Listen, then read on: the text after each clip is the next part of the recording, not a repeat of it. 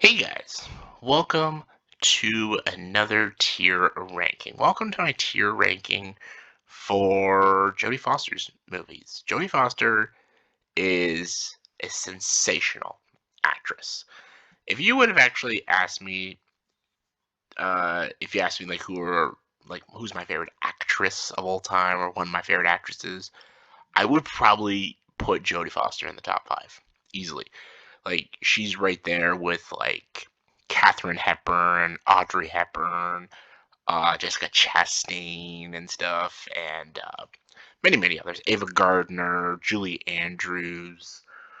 Yeah, tons of great actresses out there, but she's definitely like I know everyone would probably say Meryl Streep, and there was a time I loved Meryl Streep, in, like the 70s, 80s, 90s, but not now.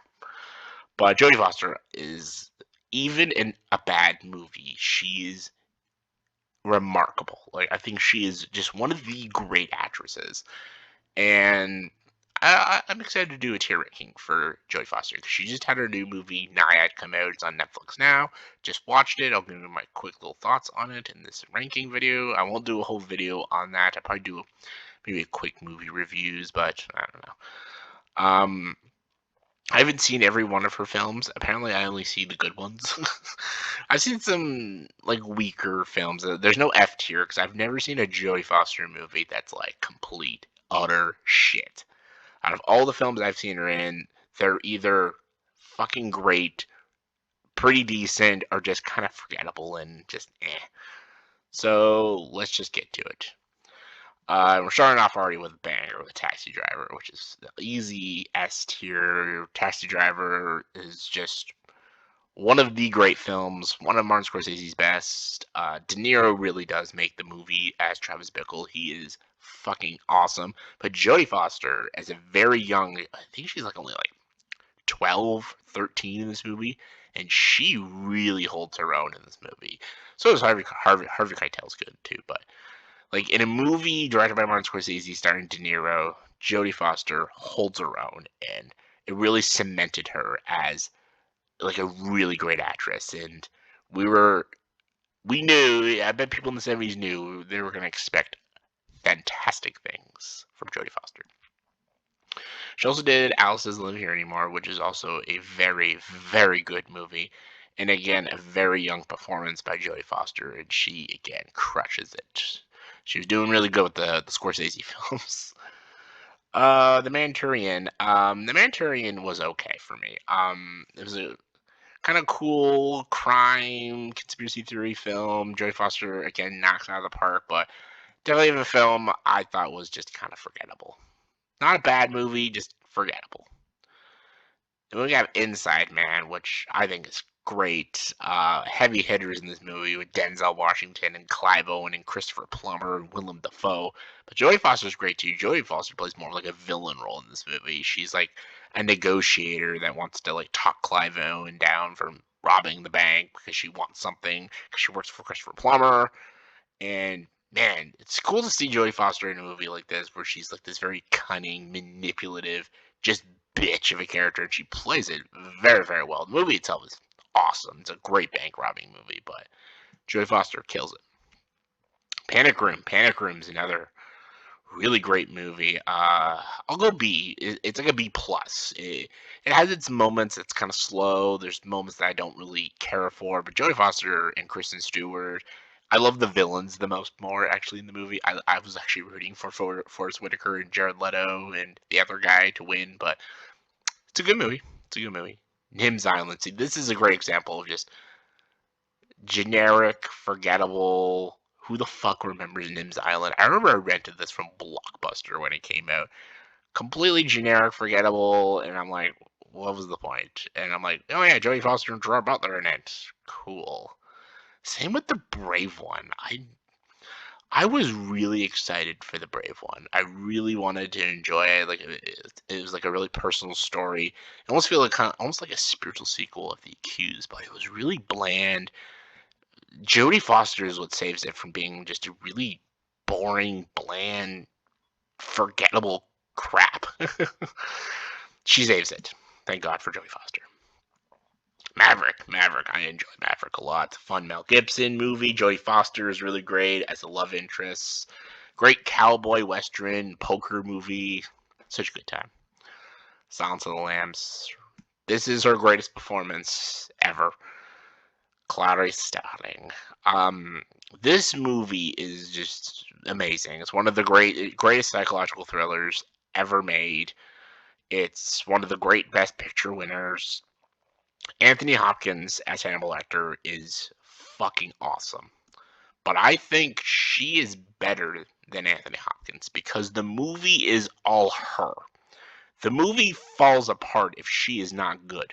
Because Clarice Starling is the main character in the movie. And as much as, like I said, Anthony Hopkins is remarkable, I think Jodie Foster really makes this movie fucking great. And Clarice Starling is such a great character, and Jodie Foster is so good in this movie. Oops.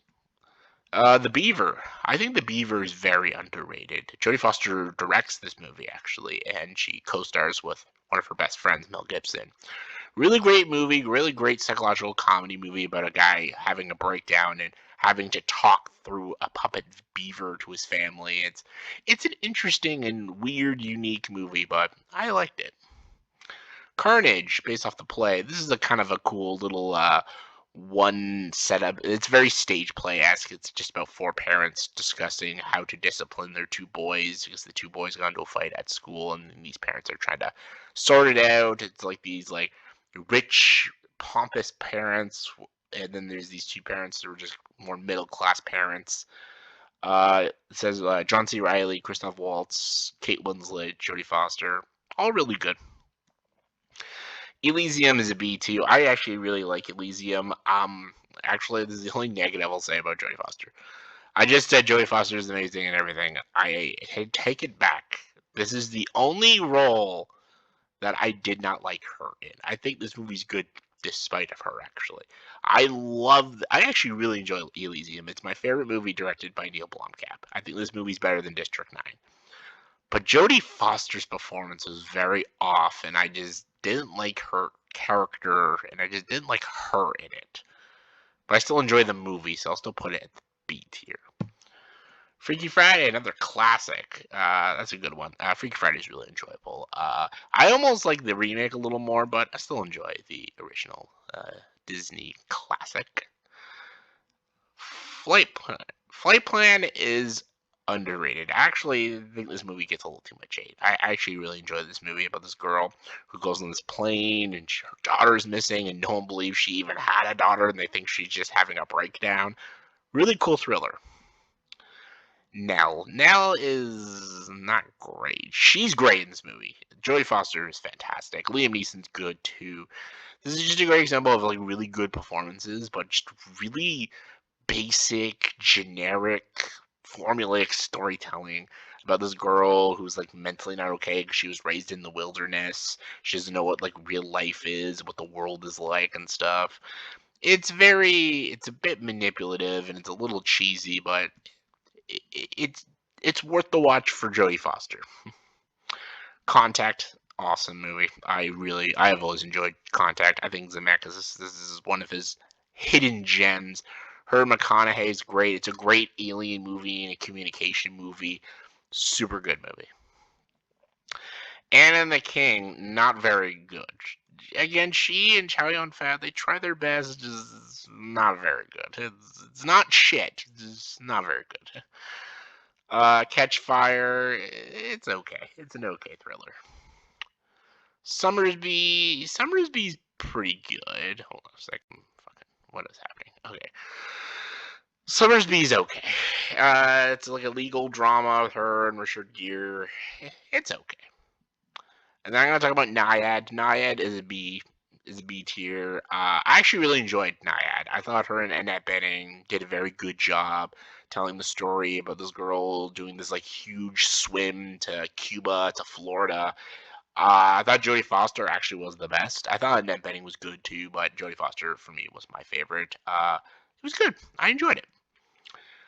The Accused. This right here is spectacular. This was her first Oscar win. Jodie Foster is remarkable in this movie, and it's a very tragic story. It talks about very heavy things.